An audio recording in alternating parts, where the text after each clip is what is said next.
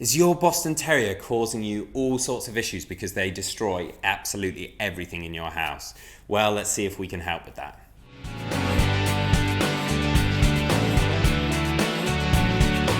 Welcome back to the Fenrir Boston Terrier Show. My name's Joe and I'm a certified canine leader here at FenrirCanineLeaders.com.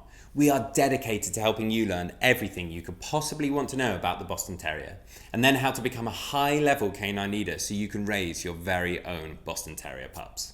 If you're new here, don't forget to subscribe and turn on that notification bell so you never miss a future upload.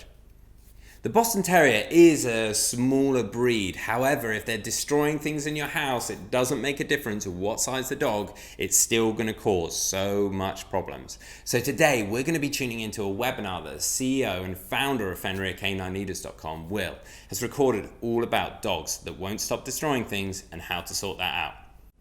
So in this quickfire webinar, we're going to be talking about how I, as a canine behaviourist, help the clients that I work with destructive behaviours with their dogs, whether that's destroying furniture, destroying doors, digging up carpets, any kind of destruction in the home we're going to address in today's webinar. So let's dive into it. And when it comes to destructive behaviours, it's a little bit different from many of the other common behaviours. As a behaviourist, if that's something that you're interested in working towards in the future, you're going to address. And that as myself, it's very different from, say, a behaviour like extreme aggression or extreme reactivity, where you're there in the heat of the moment and you can implement a strategy or a behaviour modification program or intervention there and then and address the issue and deal with it. Destruction tends to be an issue when people go out to work and they come home and the home is destroyed. So we have to address it in a little bit of a different way. And oftentimes it's more around the management of a behaviour as opposed to being able to correct the behaviour. Now let me explain what I mean. First and foremost, we have to understand where is it that a destructive behaviour comes from.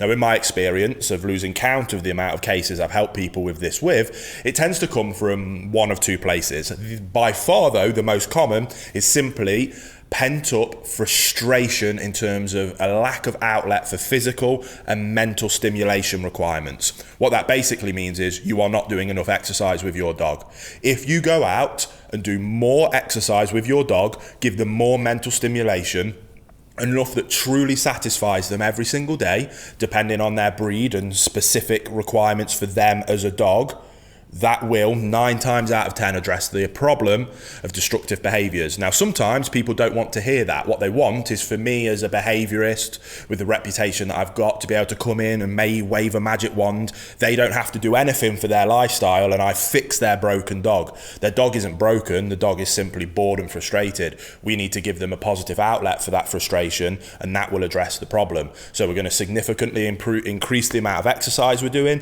and significantly increase the amount of mental stimulation that we're giving them. If you're prepared to do that, 9 times out of 10 you're going to solve this problem. Now if you want to do that in more of a professional setting, you're going to have to develop the people skills of being able to get that across to your clients in a way that first of all won't upset them by simply calling them out and telling them that they're the problem, but helping them see that that's the case and helping them come up with a process and a program of how it is that they can quickly and efficiently be able to provide additional exercise and mental stimulation. And that's where you can develop different strategies around quick fire ways of exercising dogs, quick fire ways of providing more mental stimulation for them. Hey guys, very quickly, I just wanted to interrupt and let you know about our bootcamp program if you've never heard of it before. It's the program that as a canine behaviourist I use every single day with all of the clients and all of the bad behaviour cases that I work with to high levels of success. It is focused on teaching you how to become a high-level canine leader that is able to restructure the relationship with your dog so that they see you as that leader and they know to look up to you for guidance and direction. When we achieve that, we can then finally address those bad behaviour problems and get to the point of having the perfect canine companion that you've always dreamed of. So if you want more information about our bootcamp program, the link will be down in the description box below. But until then, let's get back to the video you were just watching. And as is always the case with any behaviour case that I work on, I always help our owners restructure their relationship with their dogs and help them become a higher level canine leader. When it comes to working with specific behavior problems, the behavior problem that an owner will come to me with, maybe it's the problem that you're dealing with yourself. Maybe, again, you want to be considering moving into this as a profession. So someone might come to you with is what we call the micro issue. That is the symptom that we're seeing, and that is what the owner will want addressing. And it is our responsibility to help them do that. Here at Fenrir, the reason we're able to have such large levels of success is because not only do we help them with those micro issues, but we put so much time and effort into fixing what we call the macro problem, the umbrella issue. And that is always around relationship with your dog, around the owners becoming a higher level canine leader that has a dog that will look up to them for guidance and direction. If we can achieve that, that opens up an incredible pathway of communication between themselves and the dog, which then allows us to teach them the things that we do want and the things that we don't want from them. Now, in terms of destructive behavior being the micro issue, it's one of the few behaviors where addressing that at a macro level might not necessarily be what they're looking for in the micro fix. It doesn't mean it's helpful, it's incredibly helpful. So I highly suggest that you go and do that, because that will address any other possible problems that will come up in the future. So this could be an excellent opportunity to either help yourself, if you're watching this from that perspective, or to help a client be able to go to that next level, and that will just make them happier and their dogs happier in the rest of their life. But when it comes to destructive behaviors in particular, because they usually happen when you're not there, the only real way that restructuring that relation helps is with anxiety. Now, like I say, destructive behaviors, vast majority of the time, comes from a lack of physical and mental exercise. If it's not that and the behaviors still continue, then oftentimes it comes from a place of anxiety. The dog is stressed and anxious. That anxiety tends to come, usually all of the time, comes from a lack of leadership. If a dog has a calm, consistent leader in its life that it trusts implicitly, they have no reason to be anxious. Then, as long as they're getting plenty of exercise, they'll happily relax and calm down. That's why we focus on those two things first. Then, on top of that, or why we're going through that process, because to restructure that relationship, we use our bootcamp process. Again, if you're interested, the online version of that is down in the description box below. But we go through that process, but nothing happens overnight, and that can take some time.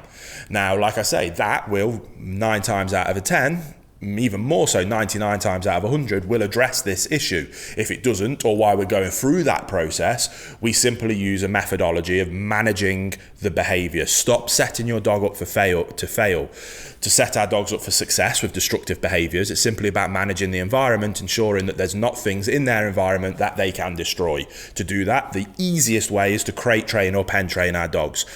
Let me start by saying that it is not cruel whatsoever. If you get a dog and stuff it in a crate that's never been in there before, you're a poor leader, the dog is already anxious, you're not giving it enough exercise as it is, so it's already got pent up frustration, physically, mentally, and on top of that anxiety from a lack of leadership, then you leave him in there for 10 hours, then we've got a problem. But that's not necessarily the crate's fault. Again, that's a macro problem that we need to address. If you are a calm, consistent leader, providing your dog with plenty of exercise and leaving them in a crate for an appropriate amount of time, 3 to 4 hours at a time, before letting them out for an additional bit of exercise before going back in, then there is absolutely nothing wrong with using a crate, and a dog will love it.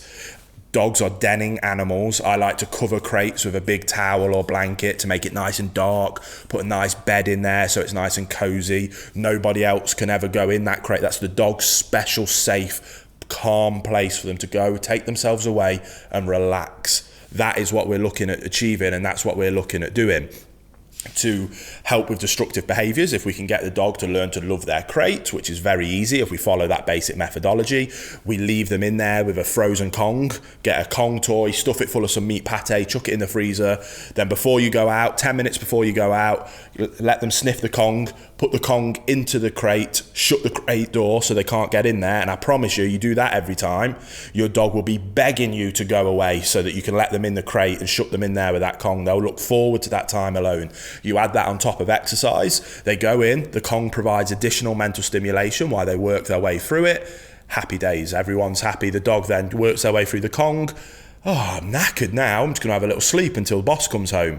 You come home, do a bit more exercise. Again, it's not rocket science.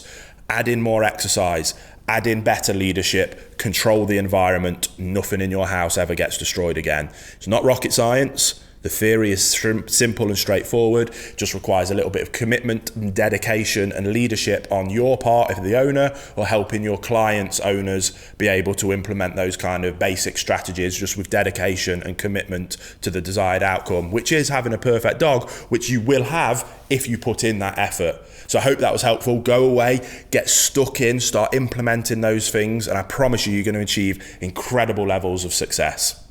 So there you have it, guys. Some really useful training tips that you can start putting into practice straight away with your very own Boston Terrier if they are destroying things around your house, and you'll be able to have that perfect Boston Terrier that you've always wanted.